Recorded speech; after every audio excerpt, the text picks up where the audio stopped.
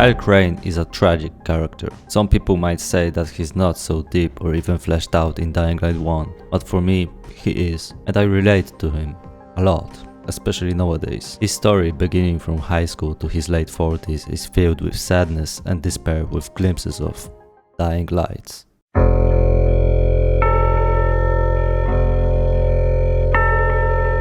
We don't know much about Crane's past. He said to Raheem that he once used to be in sports team, yet events that led him to become an agent after school are never mentioned, as well as his family or friends. Throughout the entire story he never mentions anyone from outside world, which makes me believe that Crane is actually alone. We know that the mission is a secret and the communication is jammed, which could be the reason why he never reaches out, or no one can reach him. But he never even mentions his parents or even a close friend. In fact, he doesn't talk about himself much at all. Everyone around him, Raheem, Bracken, Jade, had future plans and dreams, yet Kyle was in Haran, as if it was his new home.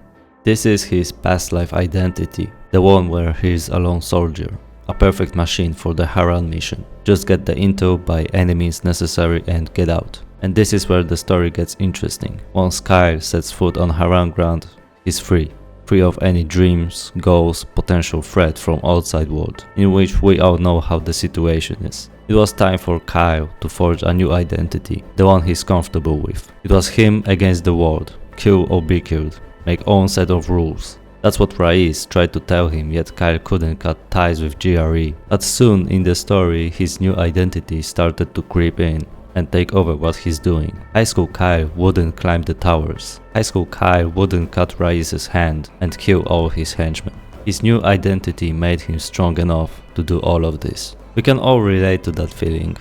Being new in school, not knowing anyone, being able to forge something new. An identity not bounded by your parents or past friends. In this scenario, you can become anyone you would want to be. Yet if you fake it, you won't last. Kyle didn't fake it. That's why he was able to do all this stuff. And maybe we don't have to overtake warlords to do so, but when we go to a new place, we don't have to be insecure losers.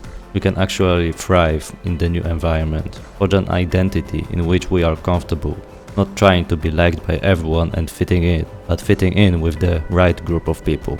Kyle is a good person and everything was inside him. He could have just joined Raiz and get the file within a couple of hours, and then bomb the entire city afterwards, not knowing what was on the file and what's on the other side of the spiked fence. Yet his identity couldn't let him. He wanted to help these people. He forged himself the way he always wanted and met so many close friends that only reinforced his new identity.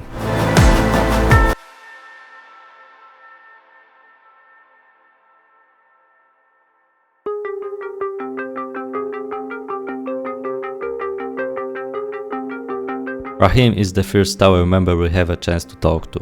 He's young and was a dreamer, always wanted to do something good. Having your radio to bypass the jamming, blowing up the nest so the nights are safer, is the one who taught you the basics of parkour. And Kyle is forever grateful for it. This one skill became the staple of the series as well as the only tool that made Kyle actually survive in this environment. Yet if it wasn't for the outbreak, Raheem would be on a plane to America. Both Raheem and Kyle could have missed the opportunity to become friends, as well as learn the amazing skill of parkour. If it wasn't for the outbreak, Kyle would still be a machine for GRE to abuse. And for Raheem, he would still be alive. That's why his death hit Kyle so much, because he was part of Kyle's new identity. This friendship reinforced Kyle that whatever he's doing is right. We as players didn't know him that much and we probably didn't feel emotional about his death. But it wasn't made for us to cry. It was made for us to know that Kyle is a changed man. For him, it was like losing a part of his new identity, with nothing to replace it. It only fueled his anger towards Raiz for screwing him over as well as GRE for not doing anything about it, not sending antis in near the tower or supplies for the survivors. Raheem's death is a statement that the outbreak is slowly taking Kyle's new life and he has to fight for it with all his might. That's why he cared so much about Jade, that he just couldn't give her away to Raiz.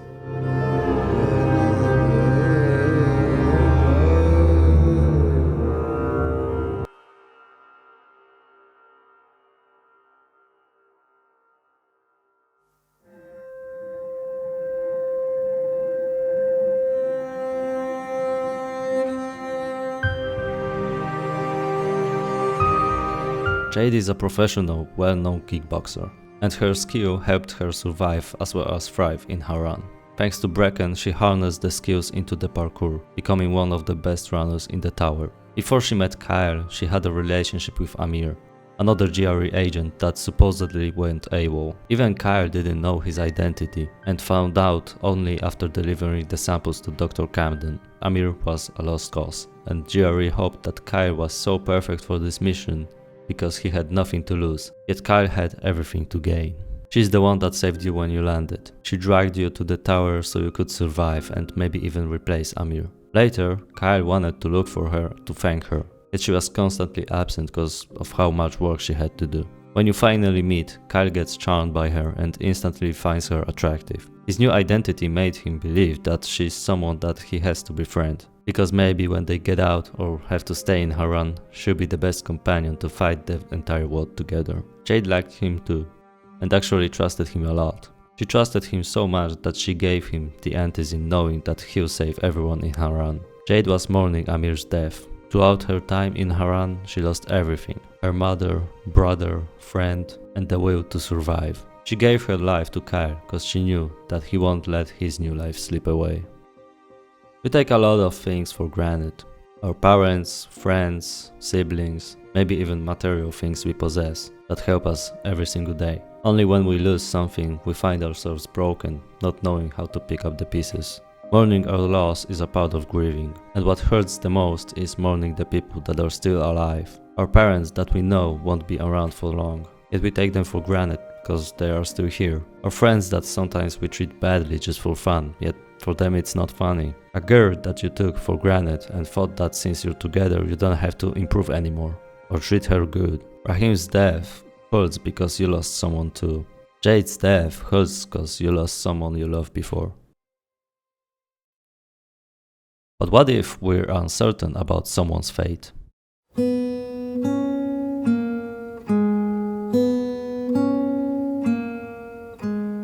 Bracken is a goddamn parkour instructor, yet he became a leader of the tower.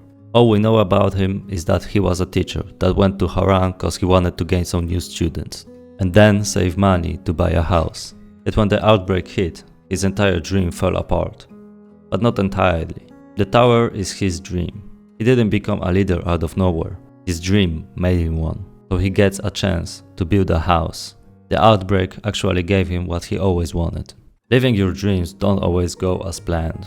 Even if you get your dream house, you still have to take care of it. If you get a dream car, you still have to take care of it. If you get your dream life, you have to fight for it, so it doesn't go away. That's why Bracken was the best leader the tower could have, because his dream was something that he was willing to fight for. In his new home, he gained a lot of new students. His skills became useful, and not only that, he had a purpose. The parkour wasn't about the afternoon gyms or comfortable environment. It became a tool to survive and the biggest upper hand the tower had. He designed the obstacle course that Rahim guided you through. And what was the first thing you were supposed to do? Leaping into the trash from 50 meters high. Bracken wasn't playing around by this trial by fire. But this is what made Dying Light's parkour the actual freedom. Kyle was baptized in these trash bags, reinforcing his new identity. He was fearless, brave and skilled. Yet the dream was slipping away. After Rahim's death, after everything that followed, Bracken saw that it's not going to last unless they do something really big. When GRE stopped giving information about the airdrops right after the outbreak on one of the tower's floors, he panicked. The outbreak gave him hope and his dream, yet it constantly tries to take it away. Kai was there to help him snap back to reality, and so they became best friends. Bracken knew that Kyle's identity was the same as his. Kyle didn't have goals or dreams, yet the outbreak gave him everything he could ever wish for. Yet it also tried to take it back at all costs. Bracken and Kyle were the same, so Bracken trusted him, because he knew that Kyle wouldn't let his dream slip. But our dreams can slip sometimes, and we panic because we just couldn't foresee it coming. We always imagine this perfect dream in which we are happy and we don't want it to ever go away. But once you get something, it can quickly go away, if you don't take care of it. The things we do on a daily basis are the things that actually let us achieve our dreams. Whatever it is, you don't stop. The thing you did to obtain the dream is the exact thing you have to do to keep it. yet life still goes on. And sometimes it feels like I'm driving at full speed, not knowing when or even bothering to refill the tank. The moments in between is what I remember the most. The silence that I always long for before the storm. The fresh breakfast before the hard day at work. These things don't matter to us enough because we aim towards something bigger, forgetting to live right now and neglecting everything. In our dreams we live happily with our family and friends, but if we neglect these things and don't take breaks to appreciate them, they can quickly slip away.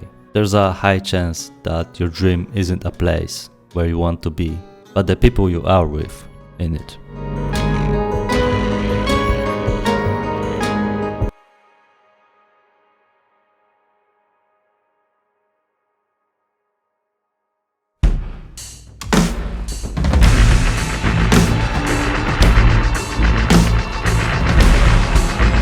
Rais tried to tell Kyle about his identity, tried to free him from GRE's paws, yet what he also tried is making Kyle his perfect soldier. He knew about Kyle's skills, he knew who he was, and even if Kyle accepted his offer, he would still be in shackles. The fact that Kyle was resisting the offer as well as not listening to Rais was the true freedom. Not listening to the bad voice telling Kyle that he could have had everything his past self would want. If it wasn't for his new identity, he would agree to go with Rais. But Kyle knew he would become empty if he did. All of the things Rais promised were material things, as well as fake. Cold beer, warm food, people that would want to kill you in your sleep. For normal people, especially in outbreak scenario, this feels like the right choice. But Kyle knew that it's not worth it to throw away everything for this empty dream. When he landed in Haran, his past self got destroyed. No more warm beds or food, no more laziness. Rais desperately wanted to bring it back into the new world, yet Kyle's identity was accustomed to the new, forgetting about how it was before. Rais wanted to get out of Haran at all costs, leaving the chaos behind, knowing that his people would still ravage the entire city. He was the embodiment of what Kyle was sent out to do in the first place. Simple task, obtain the file and get out. Yet the outbreak still got to Rais. He couldn't leave the city without any legacy, yet that's what killed him. The clash on the top of his tower is poetic, as well as the tower itself is symbolic. Throughout the entire game, it's always in the distance, reminding Kyle about his past identity, yet he knows that he lives in the tower,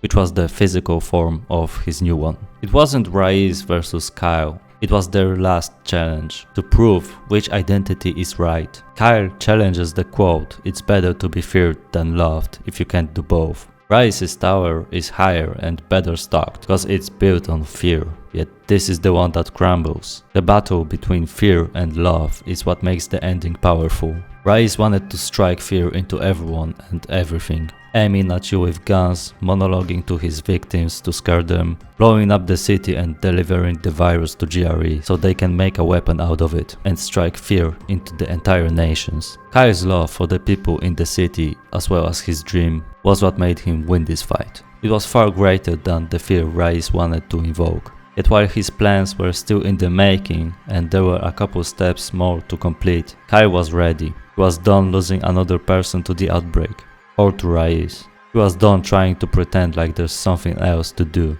It was time to finish it. Killing Rais, killing his past self and throwing away the old ways was his last step to complete his new identity.